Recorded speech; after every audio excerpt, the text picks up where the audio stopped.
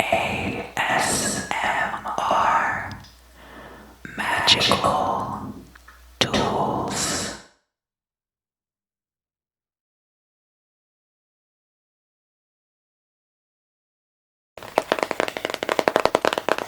Hello, Cancer.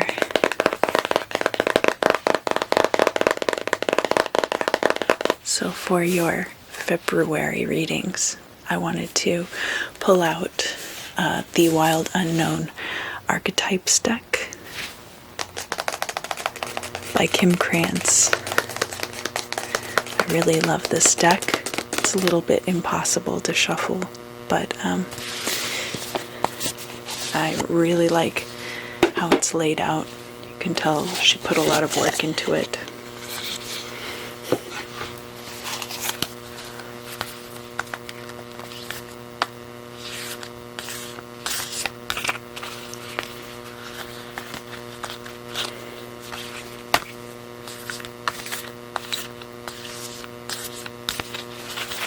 Alright, Cancer.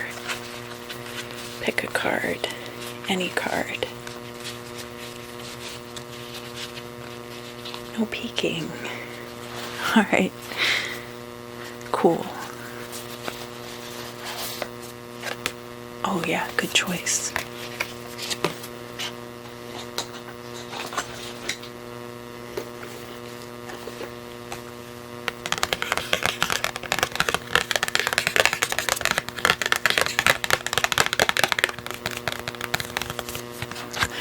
You picked the Mentor. Card number 6. I'm going to read it out of the book.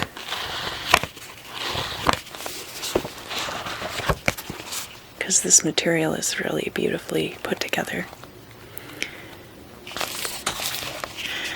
The Mentor. Also the teacher, the sage, and the guru.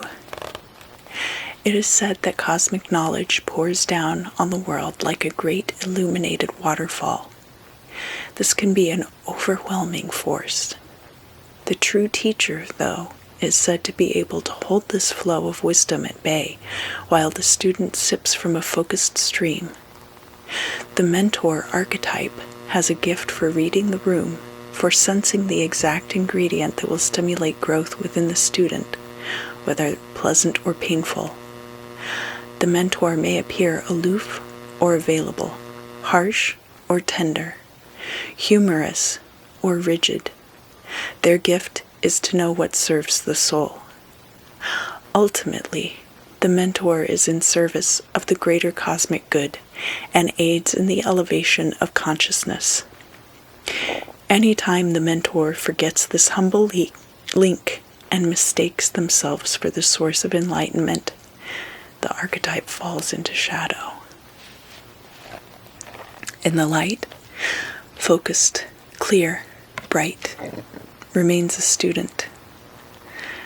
In the dark, self-serving, envious of youth, righteous, and rigid. If you want to go deeper, you can look into the riddles of Zen masters and their students. Keep in mind how easy it is to project power onto another. The expressions feet of clay and cult of personality exist for a reason.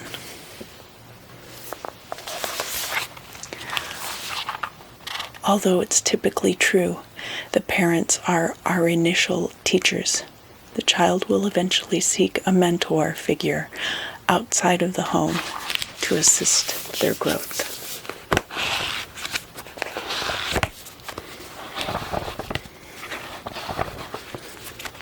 You guys are my mentors, my YouTube mentors.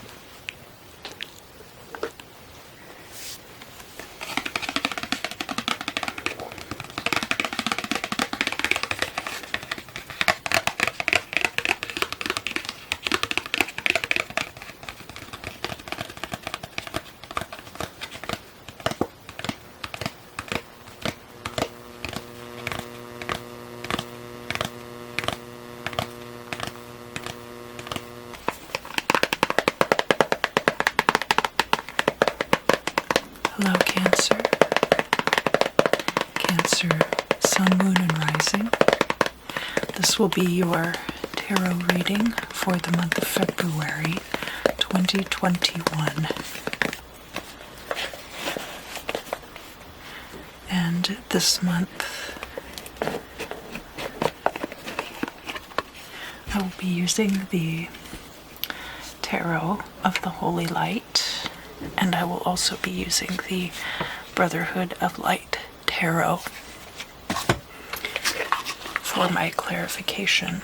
And I will be doing so because these cards have similar correspondences.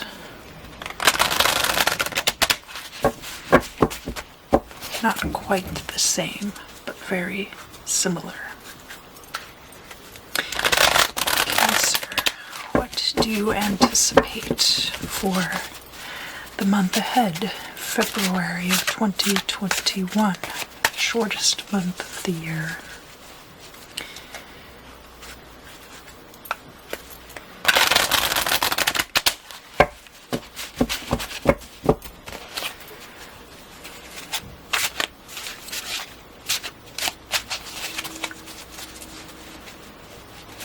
All right.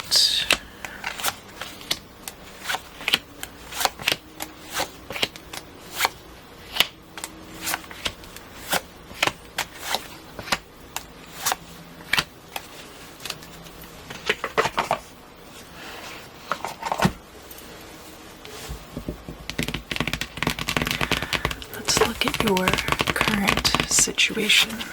We have the Emperor. Neat. I mean, more than neat. You can see that the Emperor is holding onto the holy hand grenade. And down here, that imagery is echoed by this celestial sphere with the sun and the moon and I thought this was an eagle, but I think now it might be a phoenix rising out of it, which looks very similar to the holy hand grenade, and shows his dominion over heaven and earth, ruled by divine right. Crossing this, we have the Ace of Cups. This could be a new emotional start. We have up here Aqua. We have the sun and the moon. We have a fish down here. And this is the first decan of your sign of Cancer, ruled by the moon. So, this could be seen as you coming out in your reading, Cancer. Definitely. You in your power, organized, effective, and some kind of new beginning.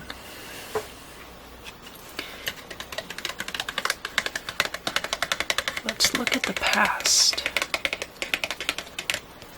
We have here another ace, the Ace of Swords, which is the first degree of Libra, ruled by its ruler of Venus. Now, you can see here these 7 different spheres influencing this sword. We have this 2-headed bird. We have this other kind of beast munching on its own tail, which can speak to infinity, can speak to duality. The 7 different planets here.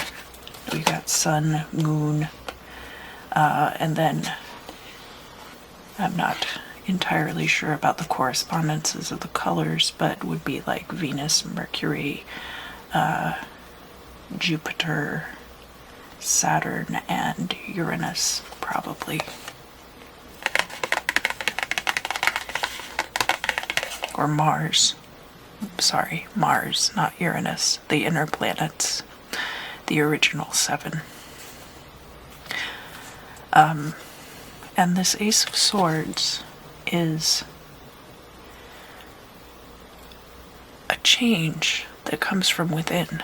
So it's different from the Death card and the Tower card in that, and the Ten of Swords, in that the Ace of Swords is a change that comes within you, that you affect on the world around you. Those of you who are familiar with my readings know that when I do a Celtic cross, I put the truth here in the middle.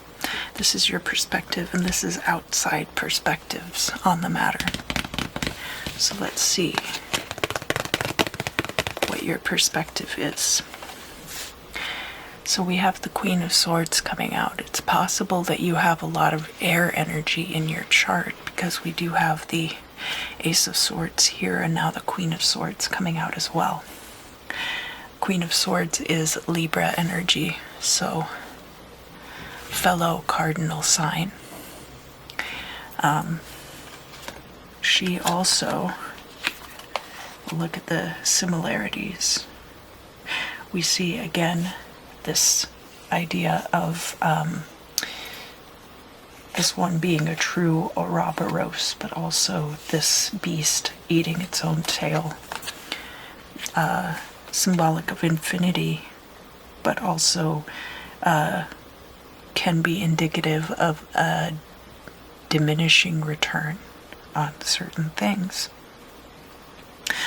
The Queen of Swords is someone who is not afraid to speak her truth, and if need be, can behead people to affect what is needed or what she desires, because we're not going to read reversals for these cards, but the Queen of Swords can also be someone who's manipulative or I'm trying to remember the word, unscrupulous. And now other people's perspectives.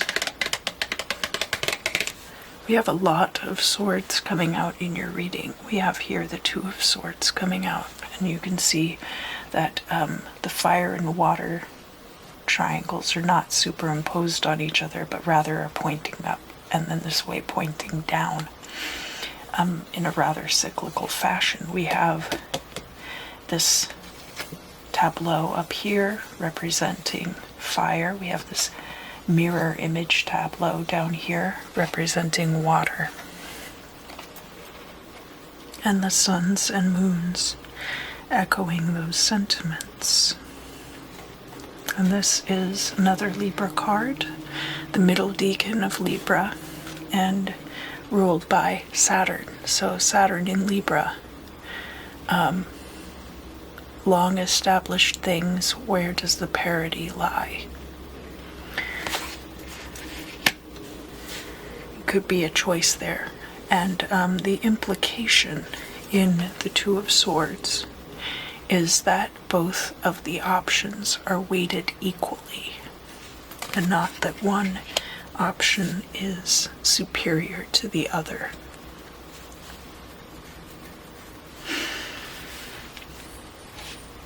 Now we'll look here at the truth of the matter.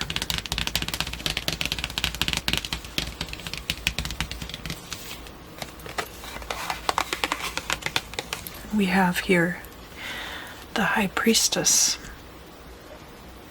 The High Priestess is similar to the Two of Swords. The High Priestess can also be similar to the Queen of Swords, but not quite the same. Priestess is similar to the Two of Swords in that there is an implied duality there between light and dark, the two pillars of mercy and severity. The priestess is not afraid to speak the truth, but rather wields it more like a scalpel than like a sword. So you may see yourself as being unafraid to speak your truth, or there might be somebody around you who is not afraid to speak their truth.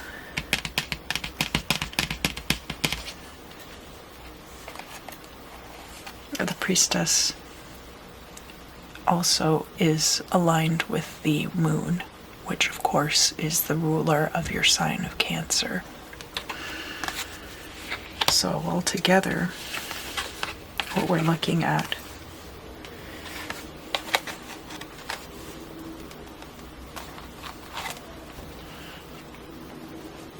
there is some decision to be made, but I don't think that you see it that way.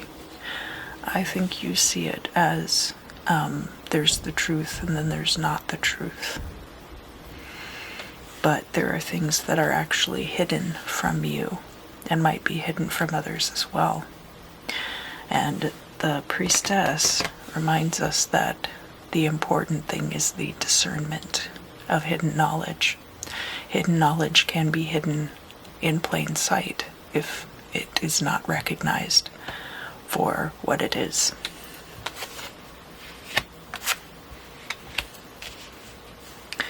We will look now at your hopes and fears.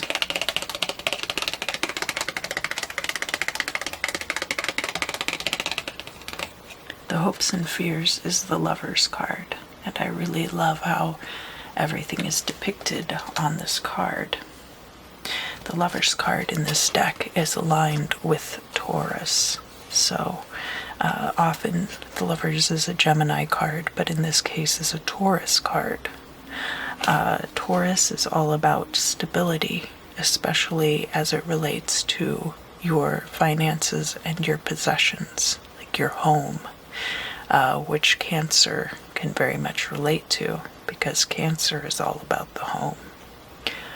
In this case, so Venus is the ruler of the sign of Taurus, right? We have showing here the difference between love. We have the profane and we have the sacred. And so, therefore, the choice is not so much between which lover do you choose, it's which path do you choose. Do you choose the path of the profane and physical delights, or do you choose the path of the sacred and your relationships are a thing that elevates the people involved? And I think what you're hoping for is that you will be able to experience both. Let's look here at the future.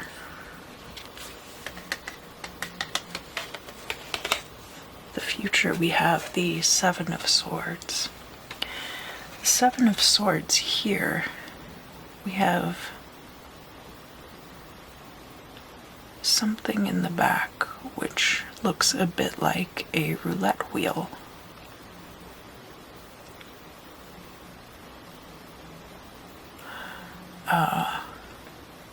It may represent the deacons. Let's see. 1, 2, 3, 4, 6, 7, 8,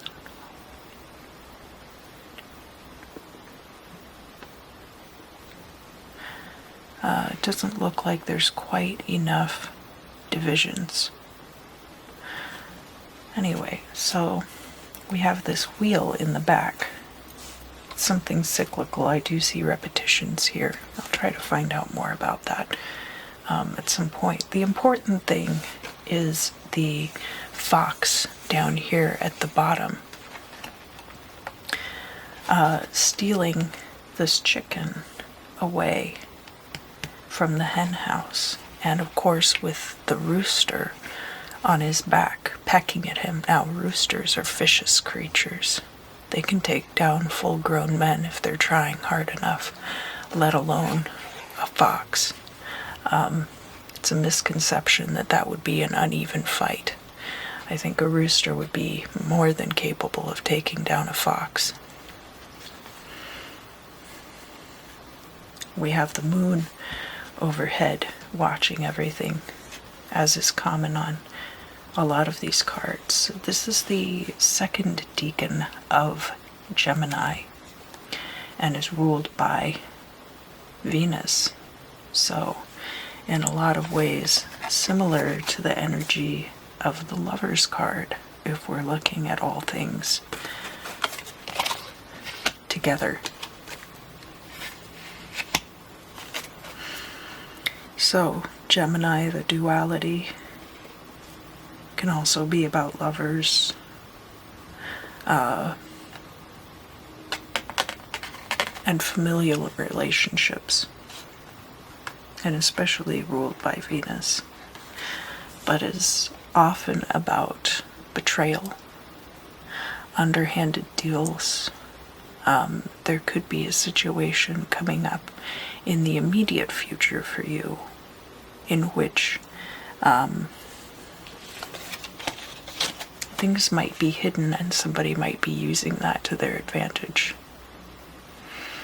I don't get the sense that everyone is hiding things from you, though. What I do sense is that there are a lot of things that are hidden at this time, and that certain people are taking advantage of that.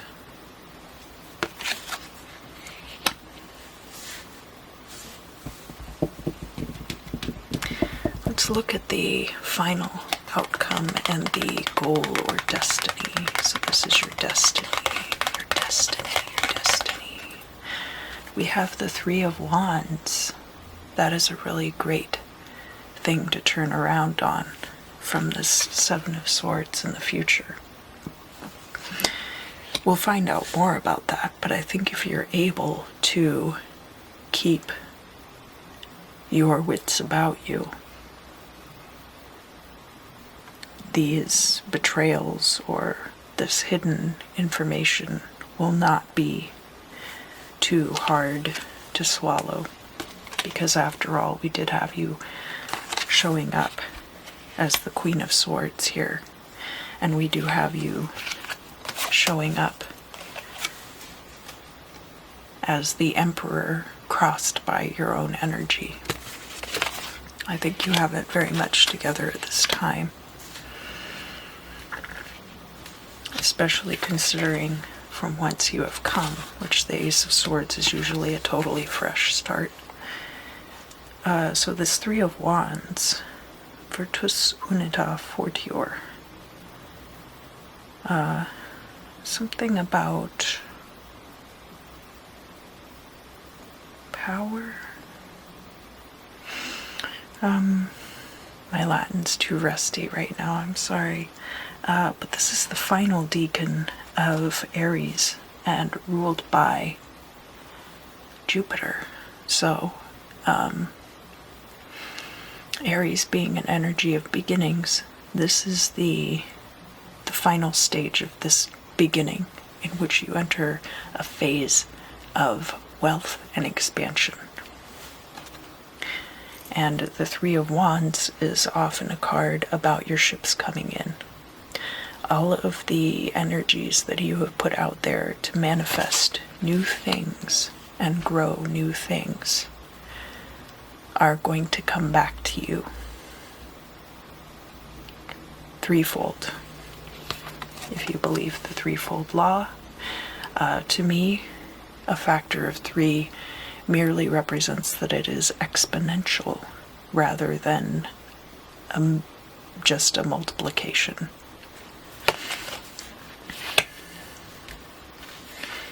And before I read this last card, if any of you have anything that you'd like to say about the imagery and the symbolism in these cards that you think I'm leaving out, I would really love to hear it. I just got this deck, so I'm still familiarizing myself with it, especially when it comes to this Seven of Swords card. It looks like this wheel has 26 divisions, and it looks like the names might be in Italian. Spicconi. I didn't get the book for this as well. I want to try to feel it out on my own as much as possible, but if you have any thoughts as to what that might be, I would love to hear your ideas down in the comments. And again, if you know the translation of this Latin phrase, virtus unita fortior, I've totally forgotten. I'll probably look it up after I'm done with the reading, but I would love to hear from you guys. And so the final outcome of this reading, and then of course don't forget we're going to be going into the Brotherhood of Light deck, and I'll be pulling 10 cards from that for the present and the future.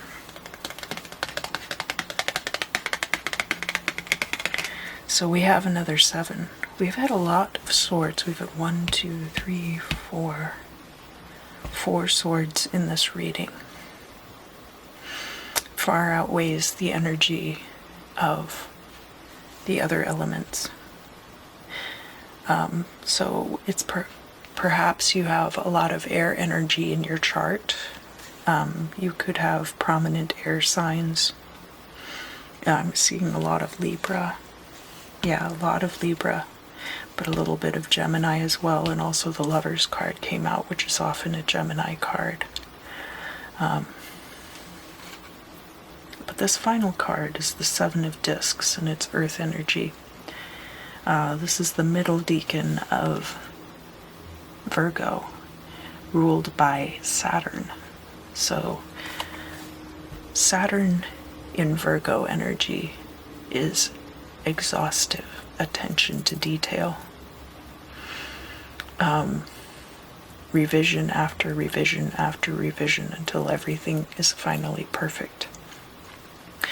And this 7 of Discs energy, so you can see that all of the foliage here is actually dropping these seeds onto the ground.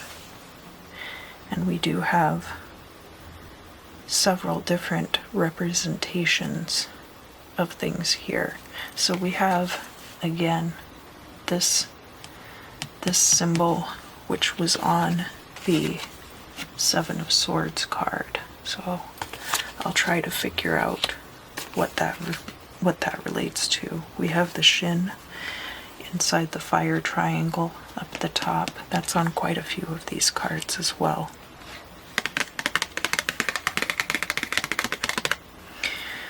And 7 of Discs can have to do with having worked very hard.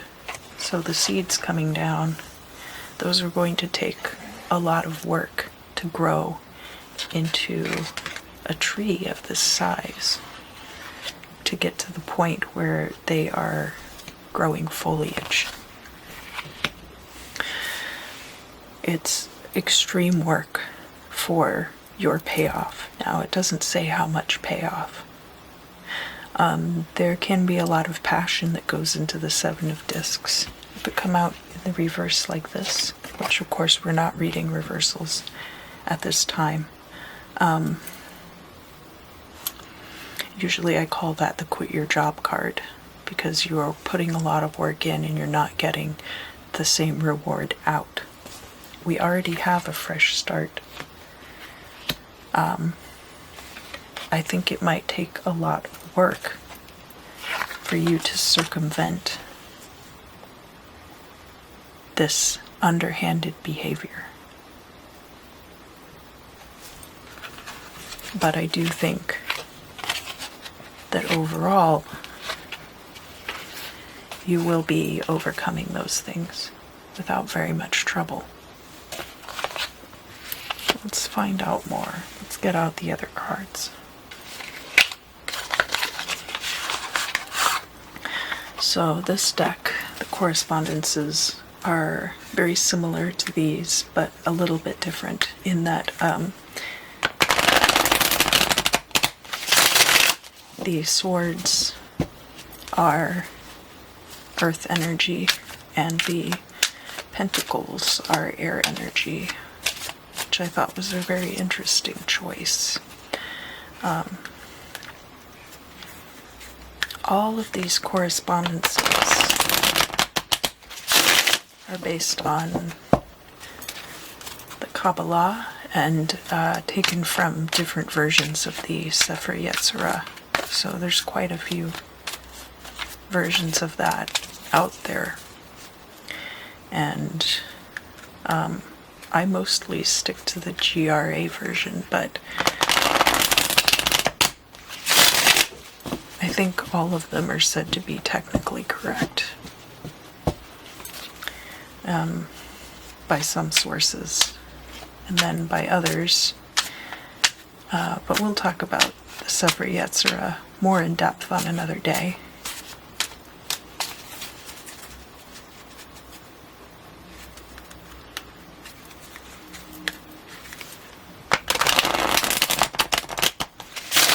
But it is important to not just consume information from mainstream sources or popular sources or people talking about things on YouTube.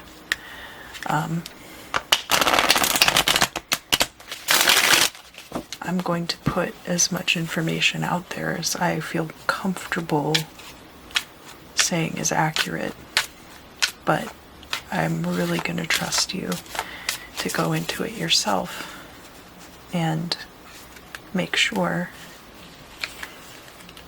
that you are getting the point of view that is going to best suit your work.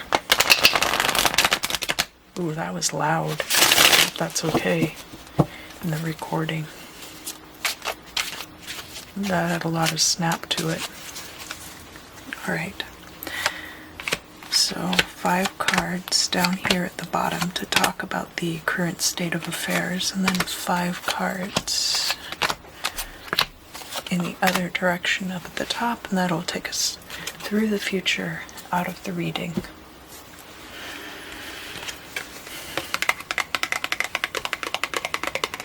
We have a page of swords corresponding to the sign of Capricorn, and the J up in the corner is for Jack.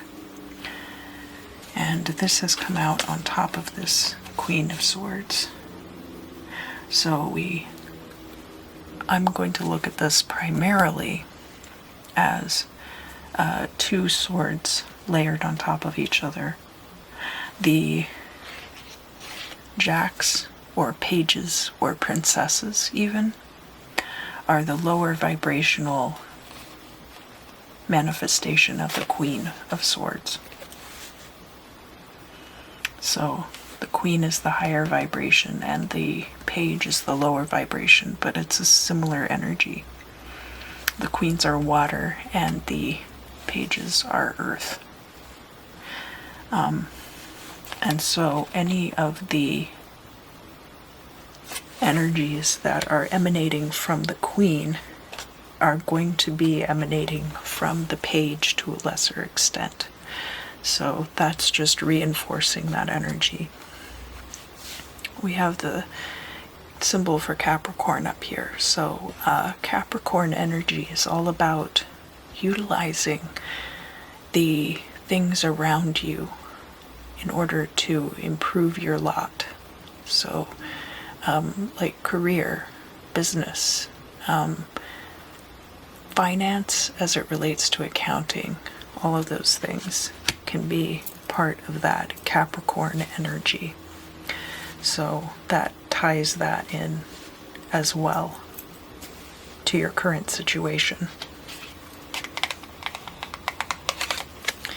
Next we have the Four of Wands, and it is in the reverse. In this deck, that is Leo on Leo energy and ruled by the Sun. In the reverse like this, it could be an illness. It doesn't have to be. In the upright, it's very much about stability. I've talked in other readings about ramadas. So aside from being a hotel chain, a ramada is an outdoor structure. There's 4 poles, and then there is a roof over the top, often a thatched roof. And it's used in desert climates in the southwest United States to have an auxiliary part to your house so that you're not quite inside, but you're not being suffocated by the sun. But in this form, in the reverse, it can be about instability creeping in,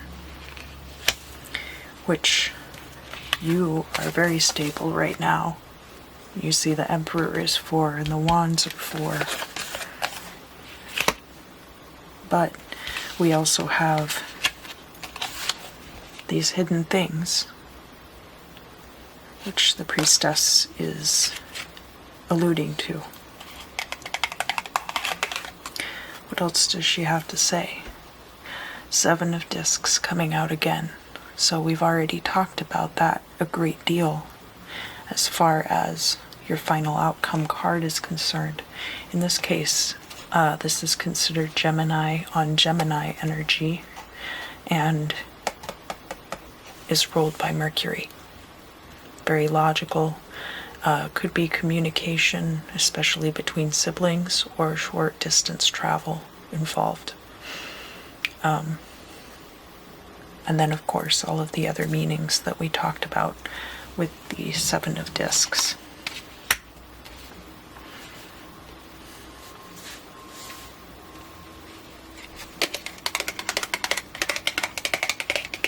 We have the Star card coming out, also Gemini. So we had the Lovers, we had the 7 of Swords coming out with Gemini energy. We also have Gemini associated with the Star card in the Brotherhood of Light deck. Now keep in mind that usually the Star card is associated with fellow air sign Aquarius. So now we have pretty much all of the air energy represented. And if you'll notice, we have a similar thing going on between the 2 of Swords here and the Star card, where we have the fire and water triangles kind of layered on top of each other.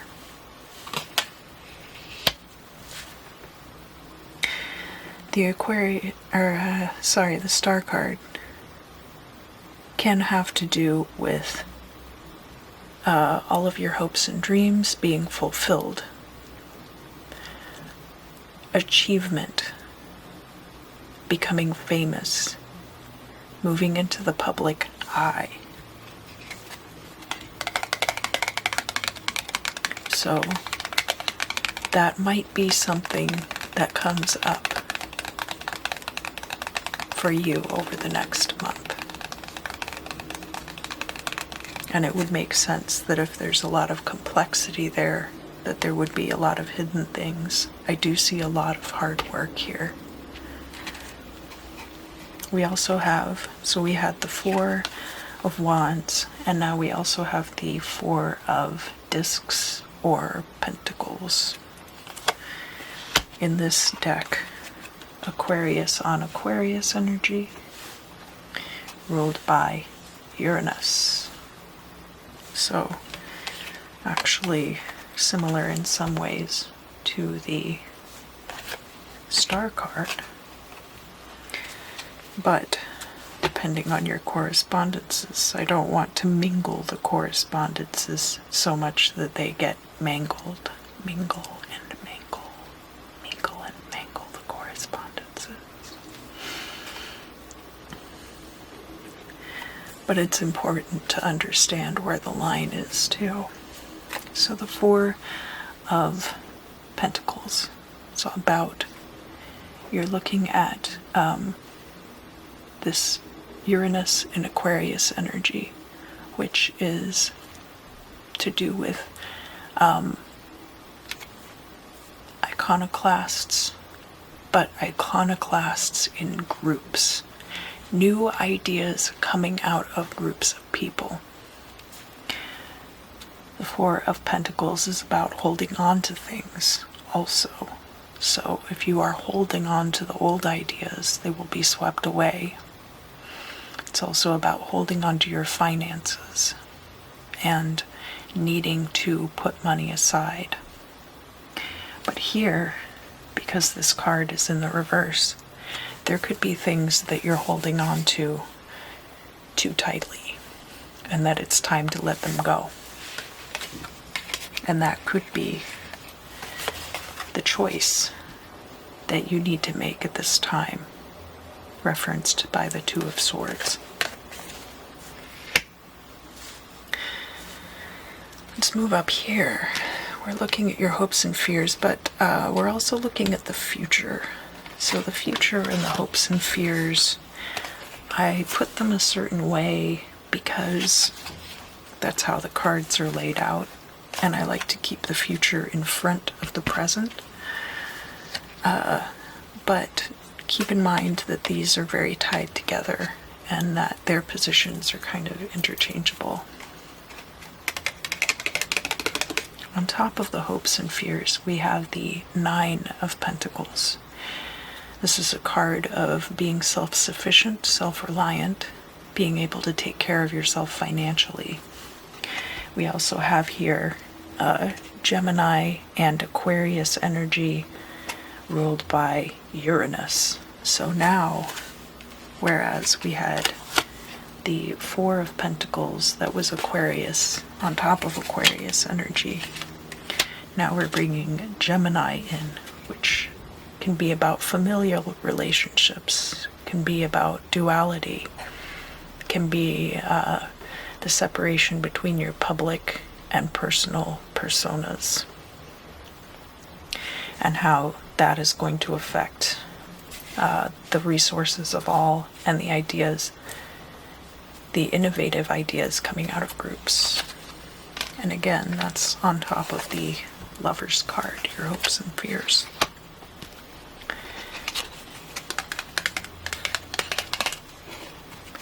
Following that, we have the Sun card coming out in the reverse. Now, it's never bad to get the Sun card in the reading, even if the Sun card comes out reversed like this. In this deck, we do have it ruled by Leo. It is a very solar energy. It's the path of Koph in this deck. You can see they're holding hands. There's a balance, there's a unity. The sun is shining down. Everything is illuminated, everything is clear. Because this card is coming out in the reverse, I think everything is great. But we do know already that certain things are still hidden.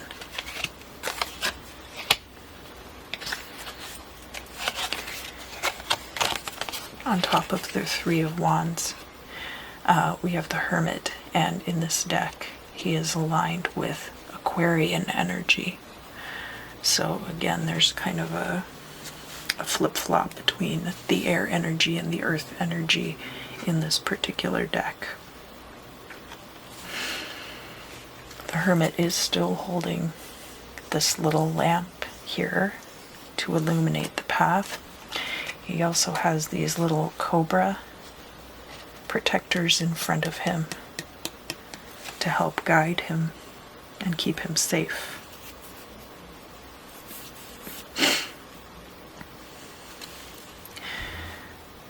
In the upright, this is about forging a spiritual path on your own. In the reverse, it could be that you've already taken those steps. It can also be that you are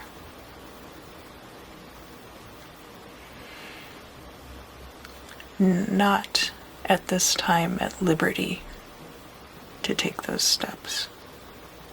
But because it's on top of the Three of Wands, and because we have that Ace of Swords in the past, I think that probably this soul searching that this represents is the foundation on which all of these current situations are founded.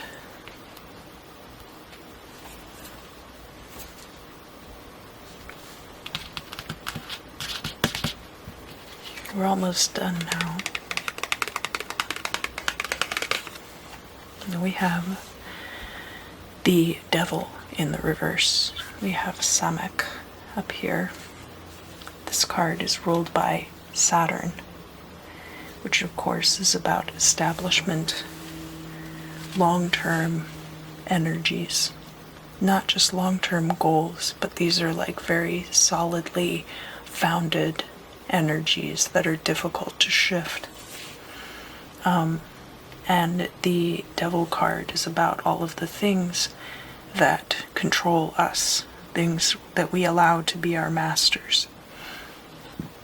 So in the reverse, it could be that you have conquered all of your masters, but it could also be that you have fallen so far that it will be difficult to conquer them. Related to the rest of the cards, however, I think that this probably means that you have already conquered all of these things, and that they won't be a problem for you moving forward unless you allow them back into your life. And that kind of is the danger of that reversal too. You don't want to get too cocky and then allow things back in that are no longer serving you. Probably never did. Alright, our last card. It's very good. It's your card, Cancer. It's the Chariot. Now, in this deck, the Chariot is aligned with Sagittarius energy. We only have had the other, we had the Three of Wands, we had the Four of Wands. We haven't had very much fire energy come out in this reading, and this is the only Sagittarius card so far. But again, is about victory, but victory as a double-edged sword. So again, looking back at this choice, looking back at something that may be no longer serving you, that it's time to let go, and shedding that, then blazing onward into victory.